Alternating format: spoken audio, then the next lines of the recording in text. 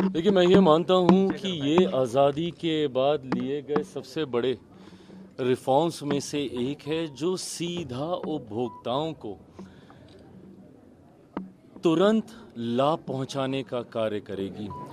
सोच प्रधानमंत्री जी के द्वारा लिए गए इतने बड़े जीएसटी रिफॉर्म्स की सोच सिर्फ इतनी ही नहीं थी कि कंज्यूमर्स को सिर्फ इसका तत्कालिक लाभ मिले, बल्कि लॉन्ग टर्म बेनिफिट्स भी इन रिफॉर्म्स के माध्यम से हम लोगों को मिले।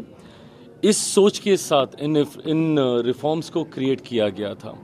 आज जब मैं इंडस्ट्री के लोगों से यहाँ पे मेरी मुलाकात हुई, सबसे पहले तो ये हम सब के लिए खुशी की बात है, and we can't thank a prime minister enough and also finance minister, कि सबसे ज़्यादा लाभ अगर किसी सेक्टर को हुआ है तो वो फूड प्रोसेसिंग के सेक्टर को ही हुआ है, जहाँ पे हमारी अधिकांश खाद्य पदार्थ जो हैं वो 5% या 0% के दायरे में आए हैं, जिससे यकीनन रोज़मर्रा के इस्तेमाल की जो ज़रूरतें हैं उसमें हमारे जितने भी उपभोक्ता हैं, कंज्यूमर्स हैं, उनको बहुत ज़्यादा रियायत मिलेगी, उनको इसका लाभ मिलेगा। और इंडस्ट्री ने ये लाभ उन्हें पहुंचाना भी शुरू किया है। नवरात्रि के पहले दिन से इसको इम्प्लीमेंट किया गया था और आज अष्टमी में जहां भी मैं जा रहा हूं, लोग ये जानकारी देते हैं कि किस तरीके से नई दरों की वजह से उनकी जेब में आज की तारीख में ज़्यादा पैसा बच रहा है।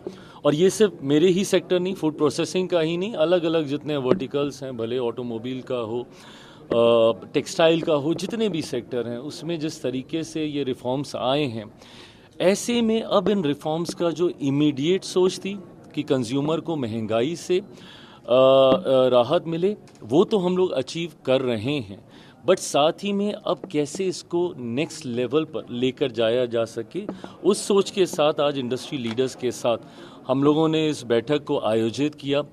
जब दाम कम होते हैं तो मांग ज़्यादा बढ़ती है, ये बहुत स्वाभाविक सा मार्केट का लॉ है।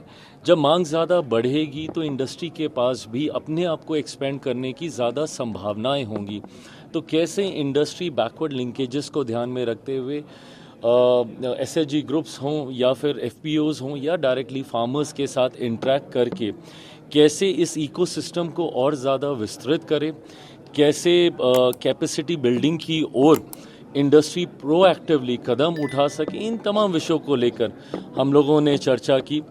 खास तौर पे बिहारी होने के नाते मेरी चिंता हमेशा बिहार को लेकर रहती है, और बिहार में आज की तारीख में जैसा प्रधानमंत्री जी कहते हैं कि यही समय है, सही समय है।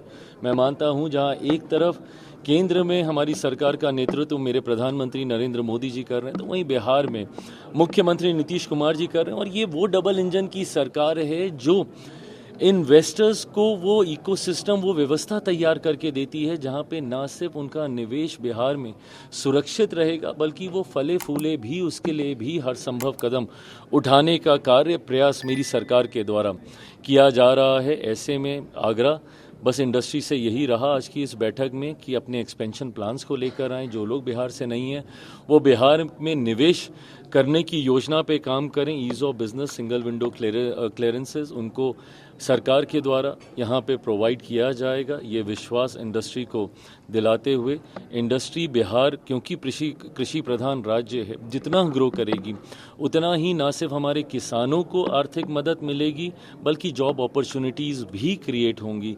और साथ ही साथ जिस तरीके से पोस्ट हार्वेस्ट लॉसेस को लेकर हम लोग की चिंताएं रही हैं, उसको भी काफ़ी हद तक हम लोग मिनिमाइज कर सकेंगे। इंडस्ट्री के साथ मैंने वर्ल्ड फूड इंडिया के भी अपने एक्सपीरियंसेस साझा किए कि किस तरीके से वैश्विक बाजार भी भारत की ओर देख रहा है निवेश को लेकर, और इसी का परिणाम है कि 1 लाख करोड़ से ज़्यादा के एमओयूज़ इस बार वर्ल्ड फूड इंडिया में साइन किए गए, जो लगभग 9 लाख रोज़गार के अवसर उत्पन्न करेंगे। जो एमओयू साइन हुए हैं उनसे भी व्यक्तिगत मुलाकातों में मैं इस बात को सुनिश्चित कर रहा हूं कि उसमें से कितना हिस्सा बिहार में आ रहा है। बिहारी होने के नाते मेरी प्राथमिकताओं में ज़रूर बिहार और बिहारी रहते हैं, तो उसका कितना प्रतिशत हिस्सा बिहार में आ रहा है, अलग अलग लोगों ने अपने आंकड़े साझा किए हैं। बट मैं मानता हूं कि थोड़ा समय और बीतेगा तो मैं एग्जैक्ट फिगर्स भी मैं शेयर करूंगा कि 1 लाख करोड़ में से कितना प्रतिशत हम लोग बिहार में हम लोग निवेश लेकर आ रहे हैं और उससे कितने रोजगार उत्पन्न होंगे। इवेंचुअली निरंतरता में इंडस्ट्री के साथ मुलाकात कर कर वो ब्रिज बनने का प्रयास रहता है मेरा कि इंडस्ट्री की चिंताओं को उचित मंचों तक केंद्र या राज्य सरकार वहां तक मैं पहुंचा सकूं। चिराग, एक पॉलिटिकल है, चिराग पवन सिंह होम मिनिस्टर से भी मुलाकात की, उपेंद्र कुशवाहा से भी मुलाकात की और कहा जा रहा है कि वापसी हो गई है, बीजेपी में थे फिर से आ गए।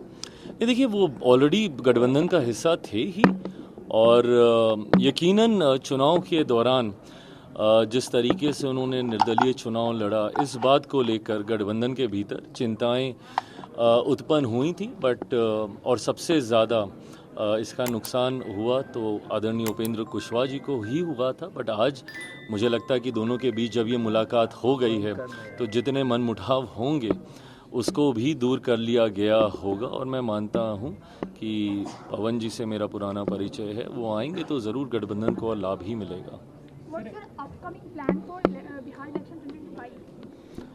Well, my plan for Vidhan Sabha election is to win the election, and it is a winning combination of the 5 political parties that has come together under the umbrella of NDA. And I believe and I hope and I am extremely confident that not only we'll form the next government again, but it will be an extremely strong government. Maximum number of the seats will be won by all the NDA candidates. आप चुनाव लड़ने जा रहे हैं विधानसभा? भाई, एक बार seat sharing हो जाए, ये तमाम विषय ऐसे हैं जो कि हमारी सेंट्रल पार्लियामेंट्री बोर्ड में पेंडिंग पड़े हुए हैं, जिस पे अंतिम फैसला केंद्रीय संसदीय बोर्ड को लेना है।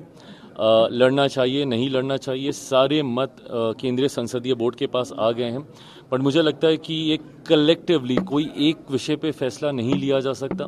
पहले ये क्लियर होना ज़रूरी है कि कितनी सीटों पे लोक जनशक्ति पार्टी रामविलास चुनाव लड़ रही है, गठबंधन का क्या स्वरूप होने वाला है, इन द सेंस कि कौन कहाँ से चुनाव लड़ रहा है। सीटों की संख्या ही नहीं, सीटों का चयन भी होना प्राथमिकताओं में से है।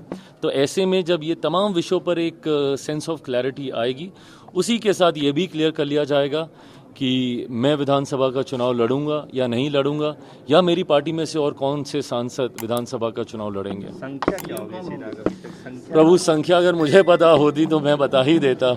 मैं भी तो संख्या को ही लेकर अभी गठबंधन के भीतर हम लोग चर्चा कर रहे हैं। बट मैं मान रहा हूं कि जिस तरीके से सरगर्मियां बढ़ी हैं गठबंधन के भीतर अलग अलग विषयों को लेकर, मैं मानता हूं कि बहुत जल्द एक फाइनल क्लैरिटी, चर्चाएं चल रही हैं बट बस अब उसको फॉर्मलाइज होना बाकी है और वो भी जल्द हो जाएगा। सम्मानजनक सीटें मिलेंगी? सम्मानजनक सीटें जब ये सवाल किया जाता है इतना, हाँ, क्योंकि ये इस बात को एकदम दिमाग में स्पष्ट रखना चाहिए कि सम्मान से समझौता करके कब कौन रहा है किसी भी गठबंधन में।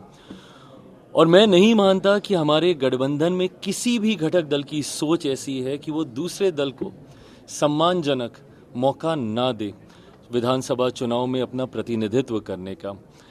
मेरे गठबंधन ने मुझे कितना सम्मान दिया है उसका सबसे खूबसूरत उदाहरण 2024 लोकसभा का चुनाव है।